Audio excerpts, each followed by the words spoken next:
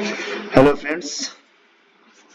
आज हम एक इम्पॉर्टेंट टॉपिक इंडियन इकोनॉमी का देखने वाले हैं, जो है major financial sector reform committees in India. लगभग हर बार यहाँ से एक क्वेश्चन आता ही है और होप्स हो कि इस बार भी एक क्वेश्चन यहाँ से आए। तो चलिए बिना देरी किए देखते हैं कुछ इम्पोर्टेंट टॉपिक्स और जानते हैं उसके बारे में गहराई से। तो चलिए शुरुआत करते हैं। जो सबसे पहला हमारी जो सबसे पहली कमेटी है जिसके बारे में आज हम पढ़ने वाले हैं वह है इनडायरेक्ट टैक्सेशन इंक्वायरी कमेटी 1976, जिसको हम एल के झा कमेटी भी कहते हैं, जो कि फॉर्मर आरबीआई गवर्नर रह चुके हैं। तो इस कमेटी को कभी कभी आपको एल के झा कमेटी पूछ लेता है और कभी पूछ लेगा कि 1976 में जो एल के झा कमेटी आई थी उसका नाम क्या था। तो उस कमेटी का नाम क्या था? Indirect taxation inquiry committee 1976। इन्होंने कुछ इम्पोर्टेंट रिकमेंडेशन दिया कि गवर्नमेंट को क्या चेंजेस लाने चाहिए इंडियन फाइनेंशियल सेक्टर को सुधारने के लिए।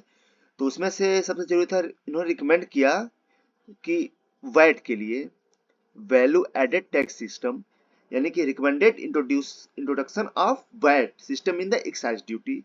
इन्होंने कहा कि जो एक्साइज ड्यूटी है उसमें आपको वैट सिस्टम लागू करना चाहिए, जिससे आपकी जो ये टैक्स सिस्टम है वो ज्यादा इनहेंस करेगा, ज्यादा बेटर होगा। दूसरा इन्होंने कहा कि the government took no initiative, but जो गवर्नमेंट थी उन्होंने 1986 तक कोई भी इनिशिएटिव इस पर नहीं लिया। यानी कि उन्होंने तो 76 में अपनी रिपोर्ट दे दी थी, उन्होंने बता दिया कि गवर्नमेंट को वैट सिस्टम लागू करना चाहिए, पर 1986 तक कोई भी इस पर काम नहीं किया गया। देन 1986 में मोड वैट, जिसको हम मॉडिफाइड वैल्यू एडेड टैक्स कहते हैं, स्कीम वाज इंट्रोड्यूस्ड। गवर्नमेंट ने 1986 में मोड वैट को उसी के बेस पर जो एल के झा जी ने अपने रिपोर्ट में 1976 में कहा था वैट सिस्टम लागू करना चाहिए, उसी के बेस पर 1986 में इंडियन गवर्नमेंट ने mod VAT modified value added tax system introduce किया। इन्होंने attempt to bring ad valorem duty पर भी बात की कि एड वॉल्यूम ड्यूटी भी को अच्छा किया जाए और किया जाए, उसको इनहेंस किया जाए, जो उसमें कमियां दूर की जाए। जो हमारी नेक्स्ट कमेटी है वह है नरसिम्हम कमेटी फर्स्ट, जो कि आई थी 1991 में, जो एक बैंकिंग सेक्टर रिफॉर्म कमेटी है। अगर हम मेन रिकमेंडेशन की बात करें, क्या उन्होंने रिकमेंड किया, क्या सुधार होनी चाहिए बैंकिंग सेक्टर रिफॉर्म में, जिससे हमारी बैंकिंग सेक्टर और अच्छा का वर्क कर सके और इसकी कमियों को दूर किया जा सके। उन्होंने सबसे पहले कहा कि जो एएसएलआर और सीआरआर है यह बहुत हाई है, इसकी वजह से बैंक बहुत अच्छे से परफॉर्म्स नहीं कर पा रहे हैं। तो उन्होंने कहा कि जो एएसएलआर है, एसएलआर को 38.5% से घटाकर 25% कर देना चाहिए। आप देख सकते हैं कि 1991 में जब ये रिपोर्ट दी गई थी उस समय एसएलआर 38.5% था, जो कि एक तरीके से बहुत हाई है। उसको घटाकर उन्होंने 25% करने की बात की। और दूसरा उन्होंने कहा कि जो सीआरआर है उसको 15% से घटाकर 3 से 5 के बीच रखना चाहिए। गवर्नमेंट को सीआरआर को 15%, जो कि बहुत हाई रेट होता है 15%, उसको घटाकर 3 से 5 के बीच रखें, जिससे कि बैंकों को आसानी हो ज्यादा लोन प्रोवाइड करने में, क्रेडिट क्रिएशन करने में। ओके। जो नेक्स्ट इन्होंने कहा कि phasing out the direct credit program, यानी कि जो डायरेक्ट क्रेडिट प्रोग्राम हो उसको खत्म कर दिया जाना चाहिए। और इन्होंने इंटरेस्ट रेट डीरेगुलेशन की बात की, यानी कि बहुत ज्यादा इंटरेस्ट रेट को आप रेगुलेट मत करिए, इसे मार्केट बेसिस छोड़ दीजिए, मार्केट जैसा वर्क करेगा वैसा इंटरेस्ट रेट अप डाउन होता रहेगा। देन उन्होंने कहा कि structural reorganisation of the banking sector, यानी इन्होंने कहा कि बैंकिंग सेक्टर में एक स्ट्रक्चरल पूरा रिकॉग्नाइज किया जाए कि क्या स्ट्रक्चरल प्रॉब्लम है, उसको सुधारा जाए, एक अच्छा स्ट्रक्चर बनाया जाए, इससे बैंक ज्यादा स्मूथली वर्क कर सके। इन्होंने एआरएफ ट्रिब्यूनल की एस्टेब्लिशमेंट की बात की और removal of the dual control. जहां आप अगर देखेंगे कि 1991 से पहले एक तो बैंक अपना वर्क करता था अपने लेवल पे और गवर्नमेंट का भी उस पर कंट्रोल होता था। ऐसे में सिचुएशन ये होती थी कि गवर्नमेंट से परमिशन मिलना, देन बैंक उस पर काम करना, तो एक दो लेयर बन जाती थी, जिससे कि बैंकों के वर्क में काफी टाइम लगता था। तो इसलिए उन्होंने कहा कि जो डुअल कंट्रोल सिस्टम है इसको खत्म करना चाहिए और बैंकों को ज्यादा अथॉरिटी देनी चाहिए। यानी कि उन्होंने कहा ग्रेटर फ्रीडम फॉर बैंक्स। जब आप डुअल सिस्टम खत्म कर देंगे तो बैंकों के पास ज्यादा पावर हो जाएगी डिसीजन लेने की, जिससे वो ज्यादा कम टाइम में अच्छी डिसीजन लेकर ज्यादा स्मूथली वर्क कर सकते हैं। ओके, जो हमारी अगली कमेटी है वो है नरसिम्हम कमेटी, कमेटी सेकेंड, जो कि आई थी 1998 में। यह भी बैंकिंग सेक्टर रिफॉर्म कमेटी है। जो इसके मेन रिकमेंडेशन थे वह इस प्रकार है। इन्होंने कहा कि स्ट्रेंथिंग बैंक इन इंडिया, यानी बैंकों को मजबूत बनाना है। जहां बहुत सारे बैंक फेल हो रहे थे, ऐसे में अगर बैंकों को मजबूत नहीं बनाया गया तो एक जो हमारा फाइनेंशियल सेक्टर है वो कोलैप्स कर जाएगा। तो इन्होंने इसलिए कहा कि पहला फोकस होना चाहिए गवर्नमेंट का कि बैंक सेक्टर को मजबूत करें। इन्होंने promotion of narrow banking to deal with high NPA. अगर इंडियन बैंकिंग सिस्टम देखा जाए तो 90s के फेज में एनपीए बहुत बड़ी बड़ी समस्या थी, जिसे नॉन परफॉर्मिंग एसेट कहते हैं। ये मतलब सबसे बिग प्रॉब्लम जो हमारे बैंकिंग सेक्टर की है वो एनपीए ही था। तो इन्होंने एनपीए से छुटकारा पाने के लिए, एनपीए को कम करने के लिए उन्होंने नैरो बैंकिंग, आप इस टर्म को याद रखिएगा, इन्होंने क्या कहा, नैरो बैंकिंग, बैंकों को नैरो बैंकिंग प्रमोट करना चाहिए, जिससे उनका एनपीए कम होगा। ओके, और इन्होंने अगली रिकमेंडेशन दी कि कैपिटल एडिक्वेसी रेशियो को अच्छे से एडजस्ट किया जाए और इसे भी कंट्रोल में एक मिनिमम थ्रेशोल्ड के अंदर रखा जाए। और इन्होंने बैंकिंग ओनरशिप पे भी बात की कि बैंकिंग ओनरशिप पे ग्रेटर डाइवर्सिफिकेशन है, प्राइवेटाइजेशन ओरिएंटेशन होना चाहिए। यानी कि प्राइवेट बैंकों को भी आप प्रमोट करिए। ऐसा नहीं है कि सिर्फ गवर्नमेंट वर्क बैंक से काम करेंगे, आप प्राइवेट बैंकों पर भी फोकस करिए, उनको भी मार्केट में लाइए, जिससे कंपटीशन बढ़ेगा और बैंकिंग सेक्टर है ज्यादा ग्रास रूट लेवल तक पहुंच सकेगी। ओके, जो हम नेक्स्ट कमेटी पढ़ने वाले हैं वह है तारापुर कमेटी फर्स्ट, जो कि आई थी 1997 पर, और यह एक capital account convertibility best committee थी।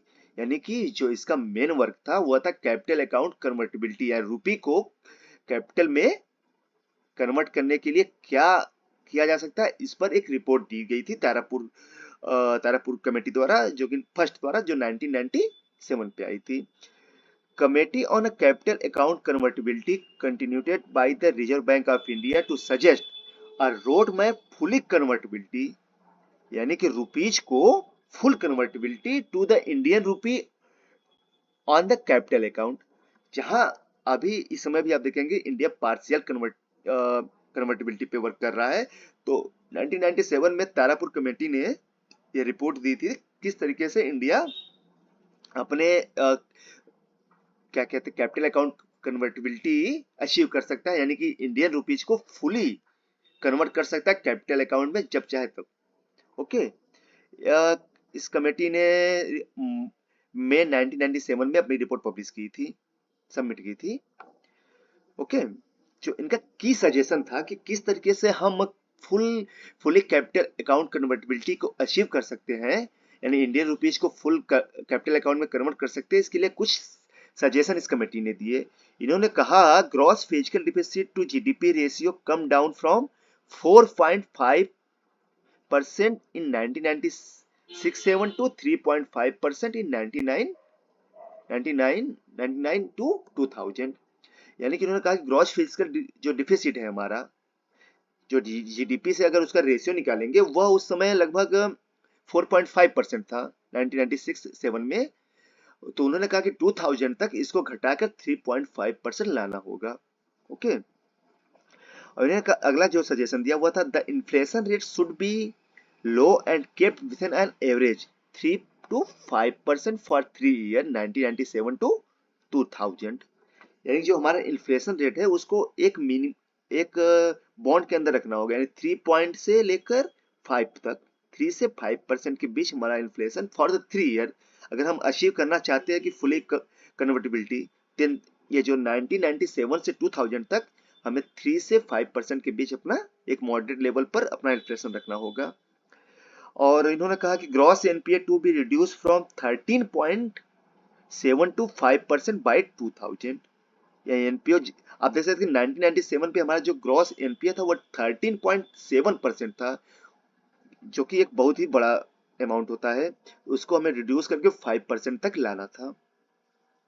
और CRR to be reduced from 9.3% to 3% by 2000। CRR भी बहुत ज्यादा था, उसको भी रिड्यूस करके 3% तक लाना होगा आपको 2000 तक। And RBI should follow a monetary exchange rate policy with a band of ±5%। और जो एक्सचेंज रेट पॉलिसी है वो ±5% के लिमिट में होना चाहिए। ओके। और जो आपकी नेक्स्ट कमेटी है वह तारापुर कमेटी सेकेंड। यह भी फुलर कैपिटल अकाउंट कन्वर्टिबिलिटी पर थी, जो कि जुलाई 2006 में आई थी। अगर हम इस कमेटी के बारे में बात करें तो यह कमेटी क्या थी, आपको मैंने पहले बता चुका हूँ। Committee on a Fuller capital account convertibility. आपको देखिए ये सब चीजें याद रखनी है कि कमेटी कब आई, ईयर, कमेटी किस चीज के लिए आई ये, और तीसरा कमेटी का नाम क्या था, कमेटी किस ईयर में आई, कमेटी किस चीज के लिए आई थी, और साथ में क्या उसने सजेशन दी। ये 4 चीजें आपको याद करके जानी है एग्जाम में। तो जो सजेशन थे इसके 3 phase of adopting full convertibility to rupee on the capital account. इन्होंने 3 फेज की बात की कि 3 फेजों में हमें डिवाइड करना है और उसी के अकॉर्डिंग वर्क करना है। तो जो हमारी कैपिटल रूपी कन्वर्टिबिलिटी इनटू कैपिटल अकाउंट है वो फुली मैनेज हो जाएगी। इन्होंने कहा कि फर्स्ट फेज जो है वो 2006-7 होना चाहिए, second phase 2007 to 2009 and third phase by 2011। Okay. और इन्होंने रिकमेंड किया the ceiling for external commercial borrowing should be rise for the automatic approval. यानी कि उसका जो ECB है वो ऑटोमेटिक अप्रूवल सिस्टम में होना चाहिए। And NRI to be allowed to invest in capital market. जो NRI होते हैं उनको भी मौका देना चाहिए कि वो कैपिटल अकाउंट मार्केट में आप इन्वेस्ट कर सके, क्योंकि इससे पहले सिर्फ जो इंडियंस हैं, जो लोग जो इंडियंस है वही कर सकते हैं। जो NRI बन गए जो इंडियंस वो नहीं कर सकते थे। इन्होंने कहा कि नहीं, ऐसा नहीं होना चाहिए। जो NRI है उनको भी मौका देना चाहिए कि वो कैपिटल अकाउंट में इन्वेस्ट कर सके, जिससे कि हमारा कैपिटल अकाउंट ज्यादा बड़ा बन सके। और NRI deposit to be given tax benefit. और सबसे बड़ी बात इन्होंने कहा कि NRI तो इन्वेस्ट करें ही, साथ में गवर्नमेंट को जो कुछ बेनिफिट देना चाहिए, टैक्स बेनिफिट देना चाहिए NRI को, जिससे वो ज्यादा आकर्षित हो इन्वेस्ट करने के लिए। ओके। और इन्होंने कहा improvement of the banking system regulation. और बैंकिंग सेक्टर रेगुलेशन को भी इम्प्रूव करना एक सबसे बड़ा चैलेंज था, जिससे कि हमारी जो कन्वर्टिबिलिटी को रोक रही थी। ओके। आई होप आप सभी ने अच्छे से समझा होगा और देखा होगा कि मतलब क्या क्या कमेटी, क्या क्या उनके रिकमेंडेशन रही, कौन सी कमेटी कब आई। देखिए सबसे बड़ी बात है आपको 4 चीजें याद करना। कमेटी का नाम, किस ईयर में आई, कमेटी के किस लिए आई, और कमेटी के सजेशन क्या थे। अगर आप 4 चीजें याद करके जाते हैं तो आई होप आप एग्जाम में अच्छा करेंगे। और देखिए आप इसको छोड़ नहीं जा सकते। एग्जाम में मतलब जितना मैंने देखा है कि हर बार लगभग इन चारों कमेटी से अगर देखें तो 2 कमेटी से हर बार क्वेश्चन आ रहे हैं। तो आप 2 क्वेश्चन यहाँ से लेके चल सकते हैं। तो इसलिए आप इसको अच्छे से पढ़ें। और अगर आपको इसके नोट्स चाहिए तो आप मुझे मेरे यूट्यूब चैनल पे कमेंट कर दीजिएगा, कमेंट सेक्शन में नोट्स लिख दीजिएगा। मैं आपको टेलीग्राम लिंक दे दूंगा जहाँ से आप इसके नोट्स को ले सकते हैं। ठीक है। Thank you so much. I hope कि आपको ये वीडियो अच्छी लगी हो। तो और ढेर सारी वीडियोज के लिए आप मेरे चैनल को लाइक करें, शेयर करें, सब्सक्राइब करो। मैं आपके लिए लेकर आता रहूंगा ढेर सारी information full videos. Thank you so much.